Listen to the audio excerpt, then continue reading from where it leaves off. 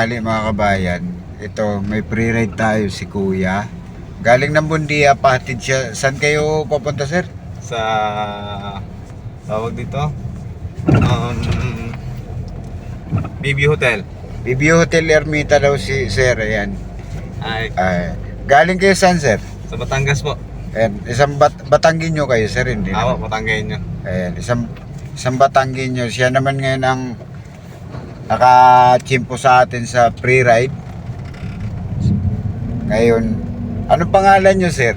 Anjo Anjo. Cantos. Ayan. Shoutout nyo yung taga ano nyo, yung mga pinanggalingan mo para Shout out sa mga kababayan ko dyan sa Batangas. And saan yan sa Batangas, sir? sa Pascual, Batangas po. Ayan. Tapos dun sa mga tropa ko dyan sa project namin sa Bulacan. Hello guys. Sa isa mo, pangalanan mo, malayo pa naman yan. Medyo madami po kasi. Matraffic Tsaka kasi. medyo private din po yung mga names and yung project namin.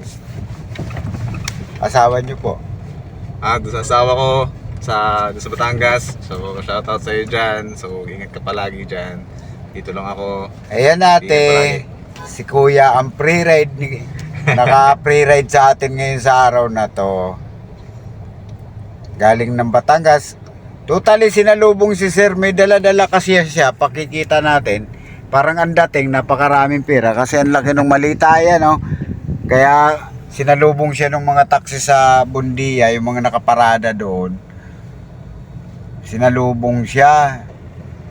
Ayun, ewan ko kung buti sa akin siya sumakay doon sa mga dumadaan na taxi. Sa atin siya sumakay, kaya alas 12 ngayon, ang oras ngayon, alas 12:20. Tama-tama naman, nasa pre-ride si Kuya. Ang pre-ride ko kasi, Kuya, alas 12 hanggang alauna. Yun. Ayun. Sakto-sakto pala Oo, po yung aking sakay. Swerte mo dahil tiyempuhan. lumingon ka. Ngayon, paglingon mo, sabi ko, taxi. Ayan. Kasi hindi tayo nakikipag-usap sa baba dahil surprise talaga pre-ride. Shoutout po sa mga katulad ni Kuya na willing tumulong sa mga katulad namin na pasahero. Ano yung papasok kayo? Papunta pa lang kayo sa trabaho, sir? Papunta pa lang po sa trabaho. Kailan naman balik nyo yan? After 42 days, so yun, magbabakasyon naman. Uy, ang haba nun, 42 days, isang buwan na halos, isang buwan kalahati na din. 42 days na dire-diretsong trabaho, walang pahinga, then isang linggong pahinga, ganun po yung aming... Ayan, sila pala yung gumagawa ng airport sa Bulacan. Airport, no, sir? No? Yes, sir. Yes, sir. Ayan. Isa din siya sa gumagawa ng airport. So, isa po ako sa pinalad na makapagtrabaho po sa ginagawa nating airport dito sa Pilipinas. Nagulat ba? Pinakamalaking airport. Huwag na nating, sa Pilipinas. huwag na nating anuhin yung kung anong papel nyo doon sa trabaho, sir, kasi hindi naman ano. Pero anong pakiramdam, sir, dahil nagulat kayo sa pre-ride ni Kuya? Ano naman, first time kong makalibre sa ganitong taxi. So, thank you po. Sana po, yung iba ganun din. Totally, namimrisyo talaga, ano? Sa ibang taxi, taas yung singil, mga walang metro. Pero si Kuya, ito, kahit kainitan, nagbibigay ng libre sa mga pasahero niya. And So, napakabuti niya. So, sana gayanin din po ng iba. So, Yun. napakalaking kong tulong. Pero maganda, gayahin, wag kainggitan kasi hindi naman kainggit-inggit dahil libre sakay. Kahapon mga kabayan, ang pre-ride natin taga Pampanga, ngayon naman Batanggenyo. Ayan. Kung nagtataka kayo, naka-metro si Kuya. Ayan. Yan na yung metro niya. Kasi umiiwas tayo doon sa contracting passenger. Pag hindi ang gumana, madaling salita, ano po siya, kontrata. Kaya iniiwasan natin, malang penalty nun. Yung mga kanina sa may Buendia, yung mga nakaparada doon, halos ganun eh. Lahat may presyo, no? Wala siyang metro, tapos ano lang, kukontratahin ka, ganun. Hindi ako nagkakamali, siguro marami-rami na kayong naisasakay ko sa ganyang sinasabi. Ayan, anong masasabi nyo doon sa mga taksing sumalubong sa'yo at na memrisyo. Huwag naman, Manawagan ka na. huwag naman sana ganon mga sir, kasi hindi naman lahat pera na may pambayad ng ganong halaga. Yung tama lang sana, yung sa legal, para wala tayong problema. Kasi, siyempre, dapat talaga tulungan lang sa kapwa Pilipino, wag naman yung puro presyo. Yan mga kabayan, si Kuya dahil talagang maraming sumalubong din sa kanya dahil akala nga puno yung malita niya ng pera. kaya kaya siguro talagang prinisyuhan siya. Pero bago pa yan, bago pa man tayo nag-video, talagang kinausap natin si Kuya, baka mamaya ayaw niya sa video, ayaw niyang makita yung pre-ride. Kaya kinausap, hiningi natin consent na. Ito medyo matraffic yan mga kabayan. Patunay na talaga. Ito hindi umuusad yan, no. Oh, yan yung mga truck. Ayan. Ayan mga kapula, siguro wag naman natin pagsamantalahan yung magpapasko dahil hindi naman na masyadong maraming pasahero. Ito binibigay ko free ride para sa kanila, pero karamihan yata sa ating kapula talaga namang ayaw na magsakay ng walang presyo eh. Paano pa sa January, di wala na tayong pasahero niyan dahil noon pa man may pobya na yung mga ating kababayan sa taxi. Ayan, medyo malayo-layo pa ito. Ayan, nakatawid na kami ng ng Malate ito, Quirino. Along ano lang yan, Bibyo Kuya? Along Anti Highway lang po. Yung building sa kanan. Mm. Ayan, nasa service road, mga kabayan. Yung taga Pampanga kahapon na na pre-ride ko, shout out sa inyo. Sana nakauwi kayo ng ng ligtas.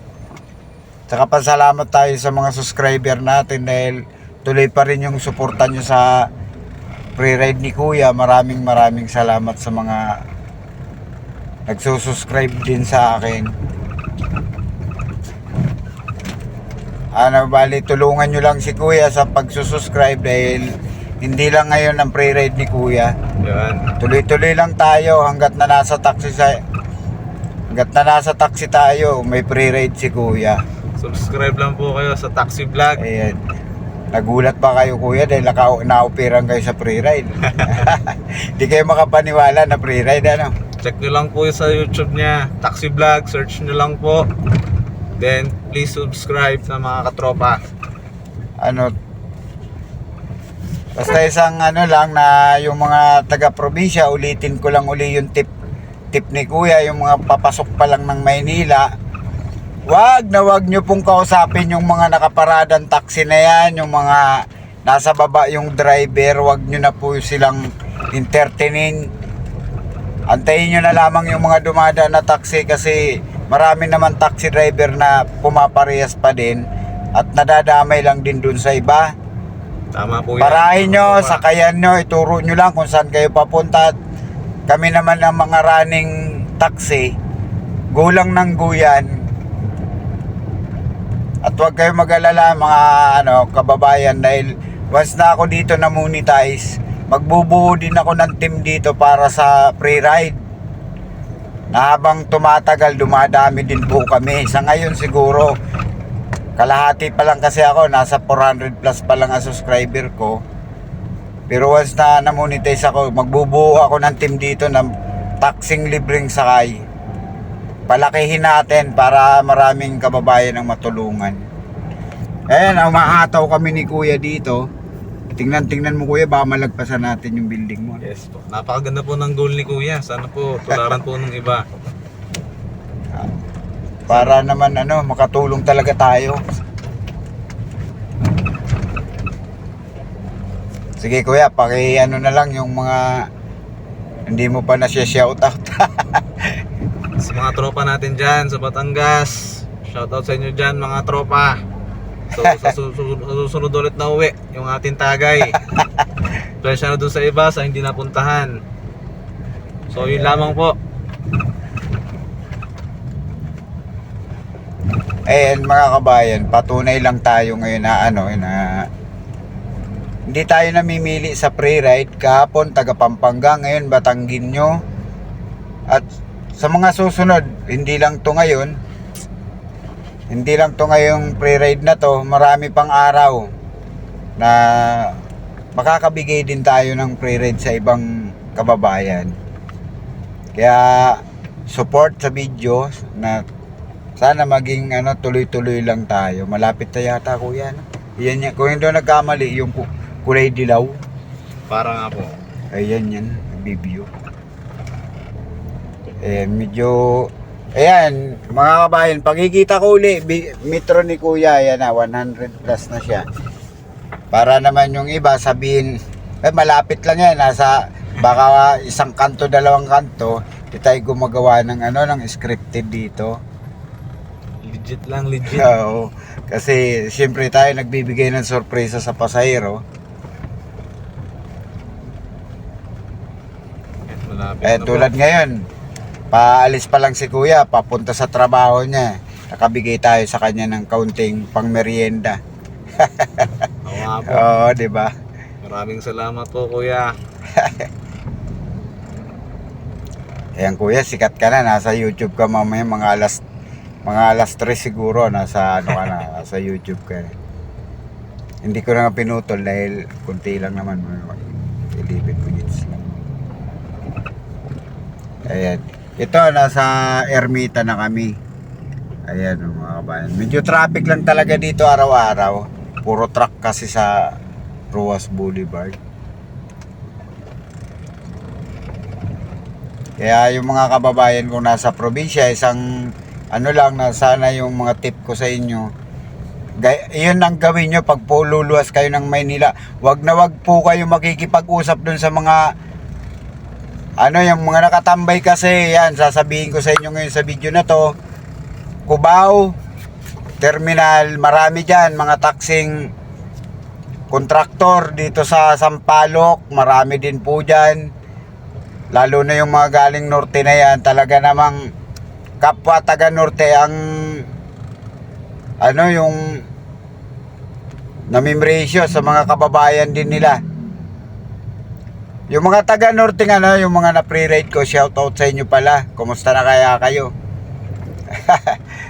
Ayan, nandito tayo sa pre-ride. Sana next time sakay ko uli kayo dito sa pre-ride. Ayan si kuya, hindi siya makapaniwala siguro kayo, nag-iisip siya. First time po kasi makalibre na sakay dito sa taxi. Oh, yan na yan, BBU Tower. Ayan, dito siya sa BBU Tower. Paano hindi diretso na kayo ng trabaho, sir? Meron po kaming pick up time. So mamaya po pipick upin na po kami dito. Then Diretso na kayo ng diretso na po kami ng pier para po makapagtrabaho na po. Nakulubat. Bali, yung pipick upin kayo dito, tapos saka kayo didiretso. Apo, pipick upin po kami sa gantong oras. Tapos po simula sa pier, babiyahin na ulit po kami. Then kinabukasan na po yung start ng trabaho namin. Ayan mga kabayan, medyo matraffic talaga. Pero yan na yung building ni kuya, yung kulay dilaw. Medyo matraffic lang dito.